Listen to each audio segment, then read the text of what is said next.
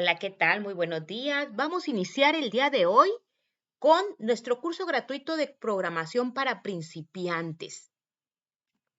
Vamos a empezar con lo básico. Tú que estás empezando en este mundo de la programación, sí es algo que no podemos saltarnos e irnos directamente a programar en cualquiera de los diferentes lenguajes, es entrar al mundo de lo que son los algoritmos y diagramas de flujo.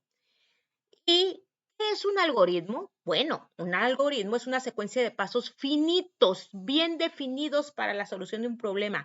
¿Qué queremos decir cuando decimos finitos? Finitos quiere decir que tienen un fin, tienen un inicio y tienen un fin. Fíjate bien, bien definidos.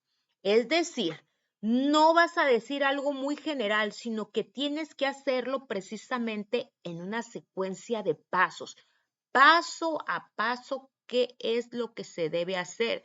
Yo le comento a mis alumnos, hagan de cuenta que tienen un robot que no está programado y le van a decir al robot, dame un vaso de agua. Entonces, si el robot no está programado, por supuesto que no va a entender ninguna de las órdenes que tú le das.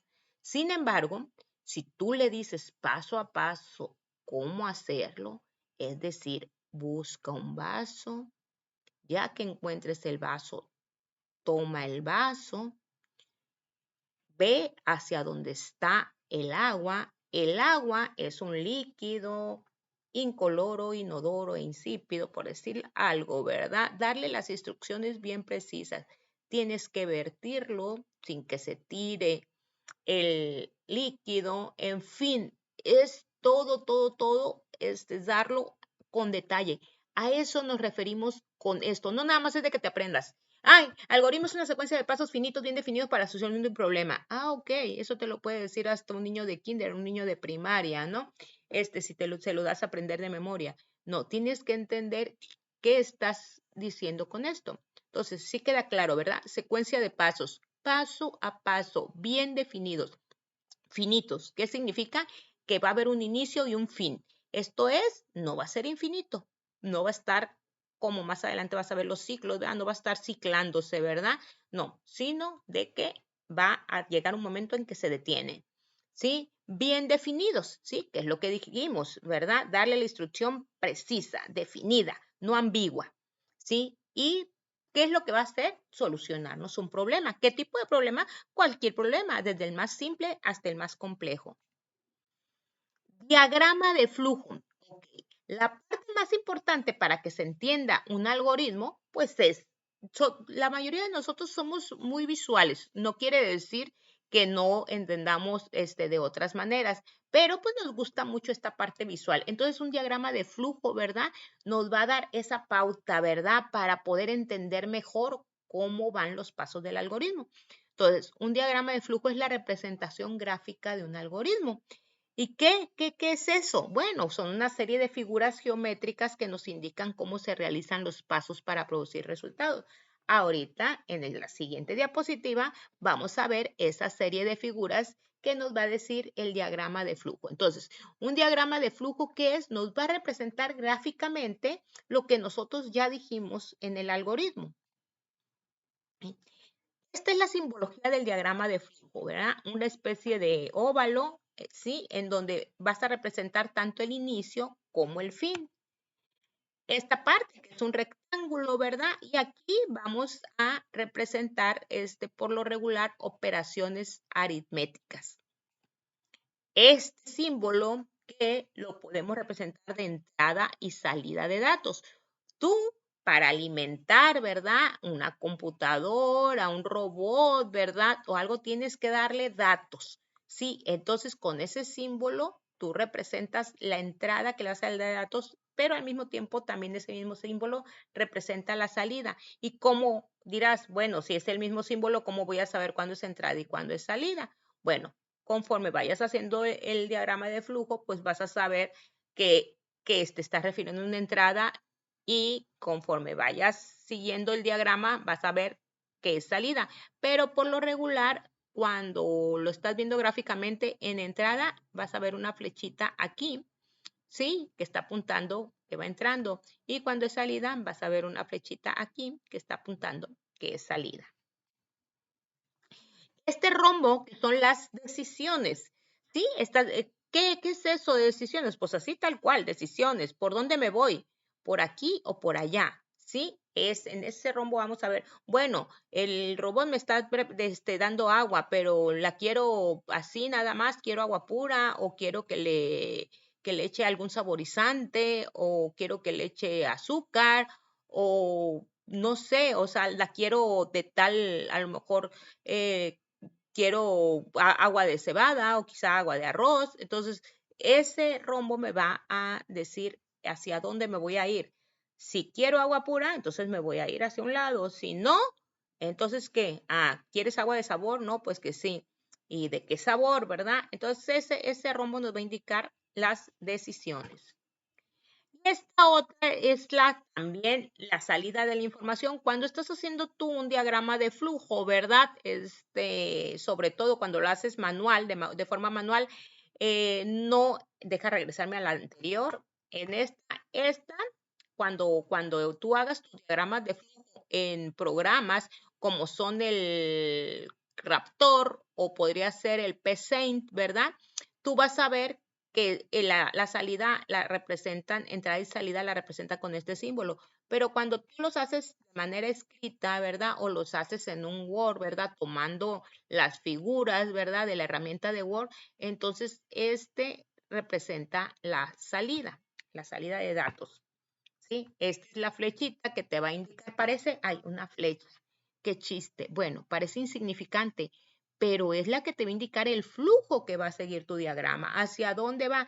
El diagrama se representa de manera vertical, ¿no? La información fluye de arriba hacia abajo, pero, por ejemplo, voy a regresarme. En la parte de las decisiones puede fluir ya sea a la derecha, ya sea a la izquierda, y aquí puede tener ramificaciones. Entonces, con la flecha, ¿sí? Tú vas a indicar hacia dónde va el proceso, ¿sí? Es como el caminito que van a estar siguiendo. Ok, entonces aquí tenemos un ejemplo para que sea más claro todo esto que hemos dicho de bla, bla, bla. ¿Sí? Tenemos un problema, ¿sí? ¿Cómo vamos a resolver ese problema? Bueno, vamos a ver las diferentes maneras y vamos a hacer nuestro algoritmo, o sea, nuestros pasos a seguir para resolver este problema.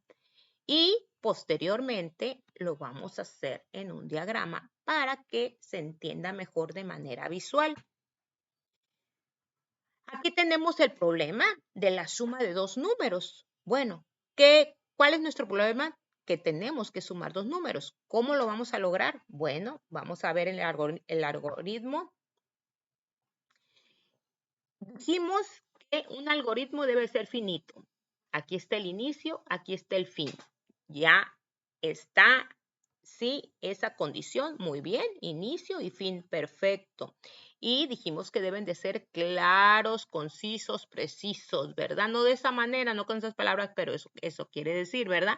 Entonces, tenemos que primeramente, tenemos que declarar variables.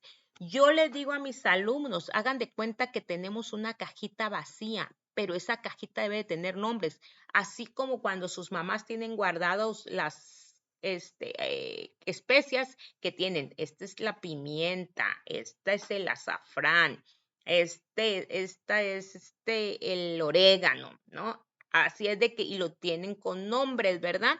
Entonces, precisamente aquí hagan de cuenta que tienen ustedes ese especiero, ¿verdad? O algo, ¿verdad? En donde tengan documentos o demás y que los tienen con nombre para ustedes saber qué es lo que guardan en ese recipiente. Ok, entonces, en específico, nuestra variable tiene que tener un nombre.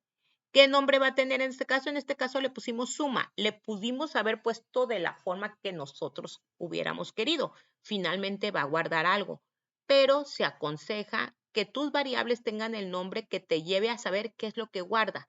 Porque, volviendo al ejemplo de los especieros, si yo al especiero le pongo, en lugar de pimienta, le pongo pato, pues le puedo poner pato, pues finalmente yo estoy haciendo las etiquetas.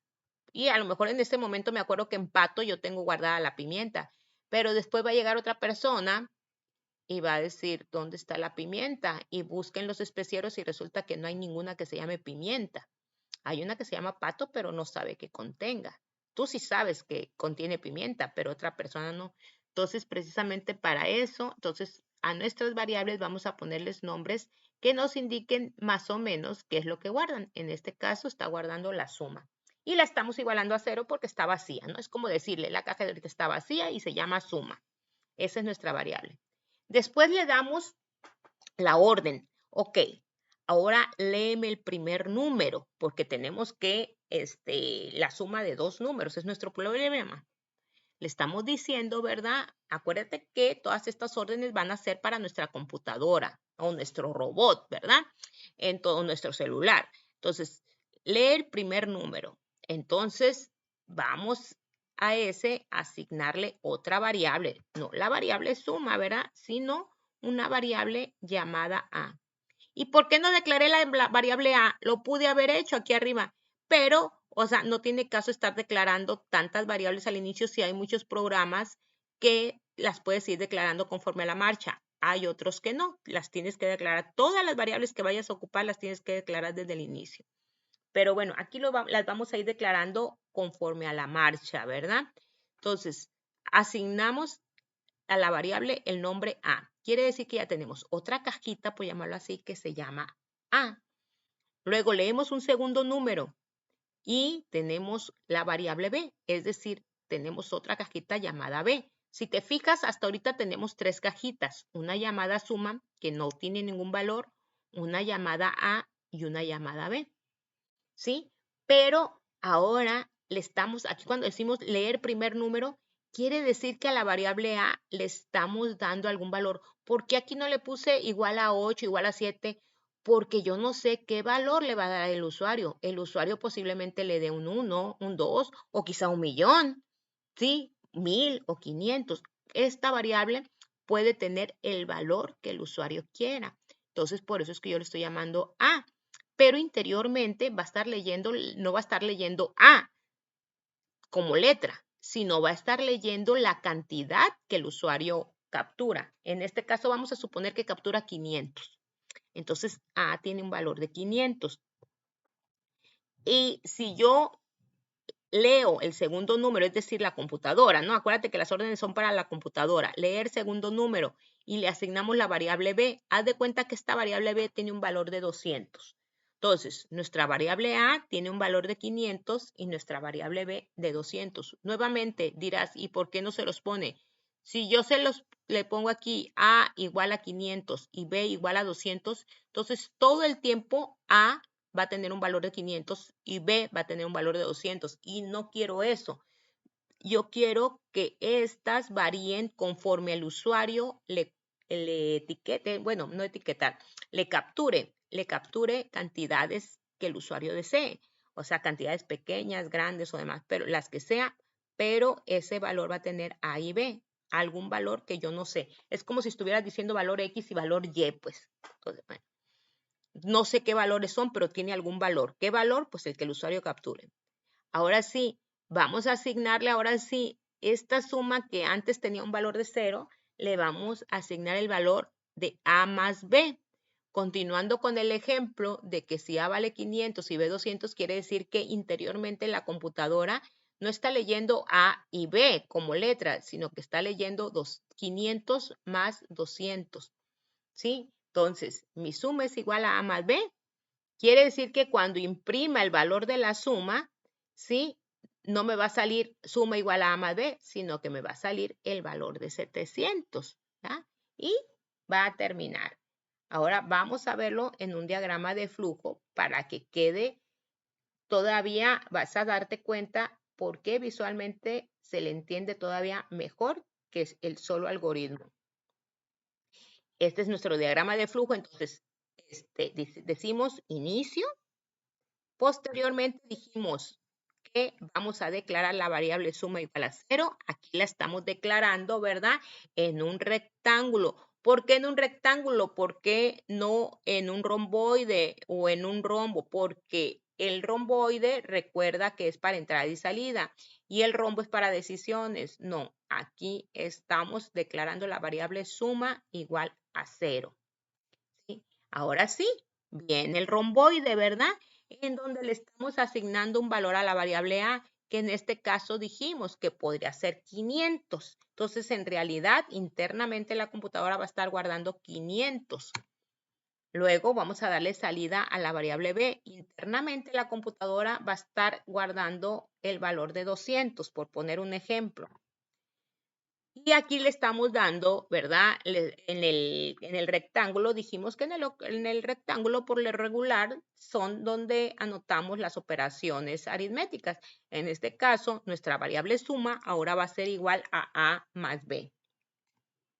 Y al final imprimimos el valor de la suma, ¿verdad? O sea, la variable suma, cuando se imprima no va a salir la palabra suma, sino que nuestra variable suma, el valor que tiene, ¿qué valor tiene suma? Pues el valor de A más B.